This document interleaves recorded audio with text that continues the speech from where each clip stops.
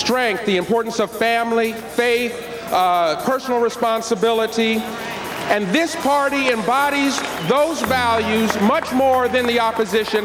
You mentioned affirmative action. I was raised to believe that there was no shortage on brain power, that black students could compete with white students.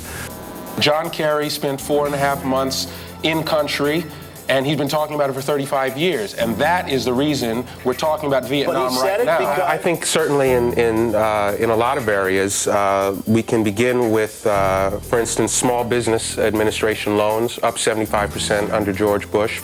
And we are so glad to have Joseph Phillips with us tonight. Joseph. Hey, Joseph. You know, this is the entrepreneurial spirit, coming out and braving new trails, creating paths, walking where 80-degree feet fear to tread. And I want to say one last thing, and I want to direct this to those people who would attempt to divide this nation along racial lines, along economic lines, along religious lines. This war that we are fighting, in this war there's no such thing as an African American, a white American, poor, rich, Jew, Christian. The enemy is intent on killing all Americans. E pluribus unum. Out of many, one.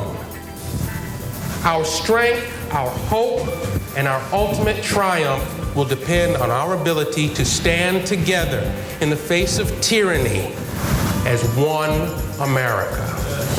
Thank you very much. When I graduated from high school, my father gave me a card. And on the card was written the poem If by Rudyard Kipling. And I thought about that poem today because I thought about my father. Let me back up a second. My first time at Disneyland was in 1969. And I was there today with my sons, and I was driving in the auto world, or whatever it was called. And I had this flashback to 1969, driving in those very cars with my father. And here I was, nearly some years later, riding with my firstborn son. I lost my father about 4.5 years ago, and that moment became very emotional for me. I began to miss my father dearly. But I also began to think about him and think about things that he's taught me, and I thought about that moment, I thought about that card that he gave me, and I thought about what he was trying to say to me. For those of you who don't know the poem, and there are some of you in here who know it very well, the last stanza is what's most important. You can fill the unforgiving minute with 60 seconds worth of distance run. I'm waiting for someone to finish it. Then yours is the earth and all that's in it. And what is more, you will be a man, my son. Now, for so many years, I thought that what my father was talking to me about was the transition from boyhood into manhood. But in the years since, as I've read the poem and reread it and thought about it, and now that I have my own sons, I realized that what my father was talking about and what Kipling is talking about is not the transition from boyhood to manhood, but the transition from manhood into heroic manhood. Faced with challenges here at home, domestically, secular versus non-secular, partisanship. We are faced with challenges, and if this nation is going to triumph, and I believe we will, but if this nation is going to triumph, we've got to feel good about being Americans. We've got to wake up in the morning. We've got to wake up in the morning and lift our heads up high and feel good about our nation, good about our values. And that takes leadership. It takes idealism. It takes cowboys. I'm very passionate, and what burns me up is because listen, this country changed, these principles that I'm talking about changed the world.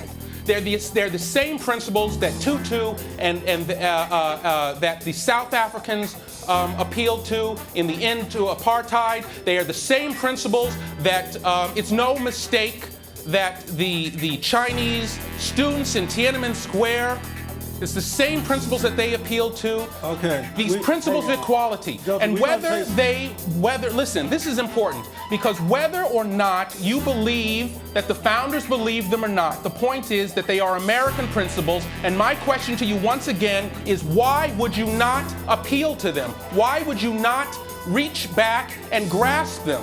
Whether the founders believed them or not, why can't you not say today, I believe in them? These are valuable principles, and these are what I'm going to make this country strive towards. And these are the principles that I'm going to begin to build upon. The point I'm making with some humor is that Tookie Williams is not a role model. Tookie Williams was not a hero. The real heroes in this world are the hard-working men and women who get up every morning and bust their humps to make a living, who live on this side of the law, who practice virtue each and every day. And Jesse Jackson, Greg Mathis, Mike Farrell, and all of the rest should be supporting those people, should be making heroes out of those people who work hard in the communities and not unrepentant, murdering thugs like Tookie Williams. The emails I'm talking about are not the emails you get. They're not emails that say, hey, you know what, I read your column. I don't think you know what you're talking about, and I really disagree, and I want to tell you why. They're not even emails that say, you know what, I heard you on whatever, NPR, I heard you on CNN or whatever, and, you know, I just think that you're a fool. It's not even that. It's emails that you open up on Sunday morning. Can't wait to get to church. Let me just check the email. You so-and-so and so-and-so, Uncle Tom, blah, blah, blah, blah, blah. Sam, you know, on and on and on. Emails that you go, I'm ready to fight. You know, you start, where, you know where I live. All that kind of stuff. Everybody gets real brave on email. My agent called me back, and this is what got me to go to the audition. She said, well, no, I spoke to them, and the mayor is supposed to be a young guy. They're looking for a Blair Underwood type.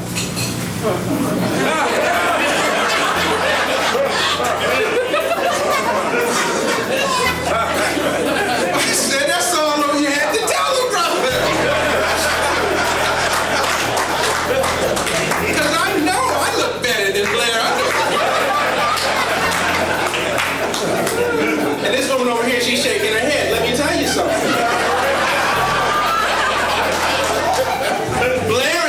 Each other back in New York 20 years ago. I used to ride the F train with Blair Underwood. I was on the train with Blair Underwood when he got his first Jerry curl.